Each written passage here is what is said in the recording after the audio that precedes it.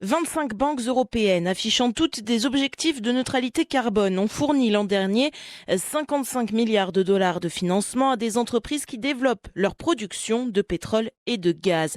C'est ce que dit l'ONG Share Action dans son communiqué. Des financements en hausse par rapport aux années 2017 et 2018. La transition vers des énergies renouvelables n'est pas encore complète. Alors la question se pose, pourquoi les investissements de banques européennes dans des énergies fossiles est un problème? La réponse d'Ilan Kellman de l'Institut du risque et de la prévention des catastrophes de l'Université College de Londres au micro de la Deutsche Welle.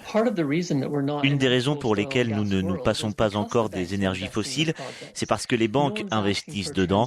Personne ne demande une transition en une nuit, mais maintenant nous avons suffisamment de possibilités pour éviter de nouveaux investissements dans les énergies fossiles et c'est tout le sujet de ce rapport.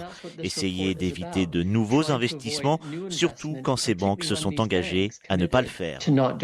Des banques qui avaient promis de s'aligner notamment avec l'accord de Paris sur le climat pour atteindre la neutralité carbone en 2050. Jane Martin fait partie de l'ONG Share Action à l'origine de ce rapport sur les investissements des banques. Elle explique au micro de la BBC la frilosité de certains grands groupes. Seule une petite partie d'entre elles ont commencé à entreprendre des choses pour stopper le financement de nouveaux projets pétroliers ou gaziers. Nous avons découvert que 5 d'entre elles ont restreint les financements directs de projets pétroliers ou gaziers, mais en réalité, 92% des financements vont aux compagnies qui mènent ces projets.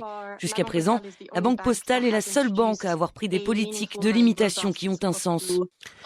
Dans le trio de tête de ces banques européennes qui financent le plus l'expansion du secteur, on retrouve les Britanniques HSBC et Barclays, suivis par la française BNP Paribas. En mai dernier, l'Agence internationale de l'énergie appelait déjà à arrêter les investissements dans des nouveaux gisements de pétrole et de gaz afin de pouvoir atteindre l'objectif de limiter à 1,5 degré Celsius le réchauffement climatique.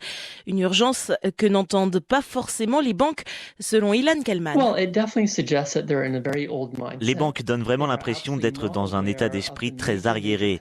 Elles n'ont pas l'air au courant du très gros problème qu'il y a en continuant à étendre l'usage du pétrole et du gaz et des autres alternatives qui sont possibles.